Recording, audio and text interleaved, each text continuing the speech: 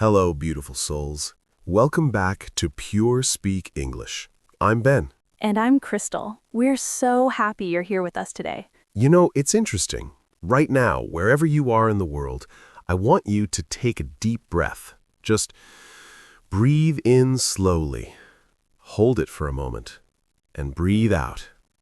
How does that feel? That's such a good way to start, Ben, because today we're going to talk about something really special, something that can change not just your English, but also your life. We're talking about your evening routine, and more specifically, how you can use your evening time to improve your English in the most relaxing, gentle way possible. You see, learning English doesn't have to be stressful. It doesn't have to feel like homework. And your evening? Your evening should be a time of peace, calm, and gentle growth. Exactly. So today, we're going to share some ideas, some stories, and some very simple practices that you can add to your evening, not to make your life busier, but to make it more meaningful. And we're going to do it together, like always, like friends sitting together sharing a warm cup of tea. So, are you ready? Let's begin. Ben, can I share something personal with you and with everyone listening? Of course, please do. A few years ago, I was completely exhausted. Every single day, I would wake up tired, I would go to work tired, and by the evening, I was so tired that I would just sit on the couch, scroll through my phone, and feel empty. I think a lot of people feel this way, Crystal. I know I did. Right? And the thing is, I wanted to improve myself.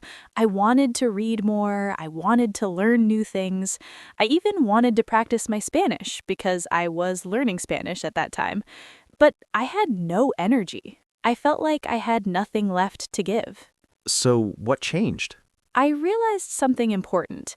I realized that my evenings were not restful because I was trying too hard to do nothing. Does that make sense? Say more about that. Well, I was trying to relax by watching videos, scrolling, checking messages, but none of that actually relaxed me. It just made me more tired. My brain was still working, still processing, still busy, but I wasn't learning anything. I wasn't growing. I was just consuming. That's such a powerful observation, because I think many of us believe that relaxation means doing nothing, but actually, real relaxation comes from doing something that calms your mind and also nourishes your soul. Exactly. And that's when I started building an evening routine, a routine that was gentle, slow, and actually helpful.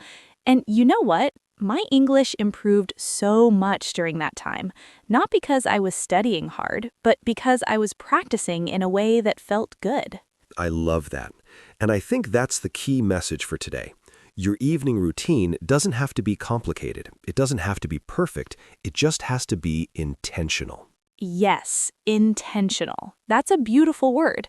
It means you do something on purpose with a clear reason, not by accident. So let's talk about what an evening routine for better English could look like. And remember, you don't have to do everything we suggest. Just choose one or two things that feel right for you. The first thing I recommend is this. Create a wind-down time. This is a time when you slowly move from your busy day into your peaceful evening. I love this idea. What does wind down mean, Ben? Great question.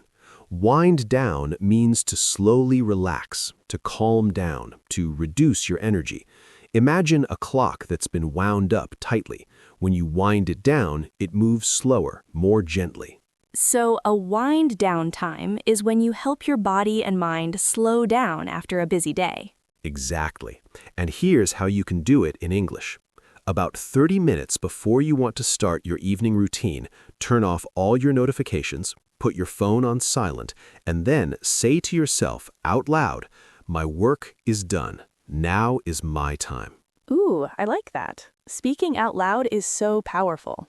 It is, because when you speak, you're not just thinking, you're declaring it, you're making it real, and you're practicing English at the same time. So simple, but so effective. And then what? Then you can do something very small and very gentle. Maybe you light a candle. Maybe you make a cup of tea. Maybe you open a window and feel the air. And while you do this, you can describe it in English. Can you give us an example? Sure. You could say, I am lighting a candle. The flame is soft and warm. I feel calm. Or, I am making tea. The water is hot. The smell is nice. I am ready to relax. This is so beautiful, Ben, because you're not just learning English, you're connecting English to your feelings, to your senses, to your real life. Exactly. And that's how language becomes natural, not through memorization, but through experience. Then I want to share another part of my evening routine that really helped me, and I think it will help our listeners too. Please go ahead. Every evening, I spend about 10 minutes reading in English, but not just any reading. I read something that makes me feel good, something positive, calming, or inspiring. What kind of things do you read? Sometimes I read short poems, sometimes I read quotes about life, about kindness, about peace. Sometimes I read a few pages from a book that I love. But the important thing is this: I don't read to study, I read to enjoy. That's a really important difference. Can you explain that more? Sure. When you read to study, you stop at every word you don't know. You check the dictionary, you write things down. And that's good sometimes, but in the evening, I don't want to work, I want to feel. So you read without stopping. Yes, I read the whole thing, and if there's a word I don't understand, I try to guess from the context, or I just keep reading, because the goal is not to understand every single word. The goal is to feel the meaning, to enjoy the language, to let it wash over you like water. Like water. That's such a beautiful image because water is gentle. Water is natural, and when you let English wash over you, it becomes part of you. Exactly. And you know what I noticed? After a few weeks of doing this, I started to recognize patterns. I started to understand more without trying. My brain was learning, but in a relaxed way. This is something scientists call implicit learning. It means learning without trying to learn. Your brain absorbs the language naturally just by being exposed to it in a calm, enjoyable way. I didn't know there was a name for it, but yes, that's exactly what happened to me. So, for everyone listening, try this tonight. Find something in English that makes you feel good. Maybe a poem, maybe a short story, maybe even a few pages from a children's book. Children's books are wonderful because the language is simple, but the stories are beautiful. And read it slowly. Don't rush. Let each sentence sink in. Feel the words. Enjoy the rhythm. And after you've finished reading, close your eyes for a moment. Take a breath and notice how you feel. Now, let's talk about something else that can be part of your evening routine: journaling. Oh, I love journaling, but I know some people feel scared of it. They think their writing has to be perfect. Yes, and that's exactly the wrong way to think about it. Journaling is not about perfection. It's about expression. It's about getting your thoughts and feelings out of your head and onto paper. And when you journal in English, it's even more powerful because you're practicing, but you're also processing your day. You're reflecting, you're growing. Exactly. So here's a very simple way to start. Every evening, write 3 sentences in English. Just 3. No more, no less. What should people write about? You can write about anything, but I recommend starting with gratitude. Gratitude means being thankful for the good things in your life. So you could write, "Today I am grateful for," and then finish the sentence. Yes. For example, today I am grateful for the sunshine. Or today I am grateful for my friend who made me laugh. Or today I am grateful for this quiet moment. This is so simple but so powerful because when you focus on gratitude, your mind becomes more positive. And when your mind is positive, learning becomes easier. Absolutely. And here's the thing. Your English doesn't have to be perfect. You might make mistakes. You might use simple words, and that's completely okay. The goal is to practice expressing yourself, not to write like a native speaker.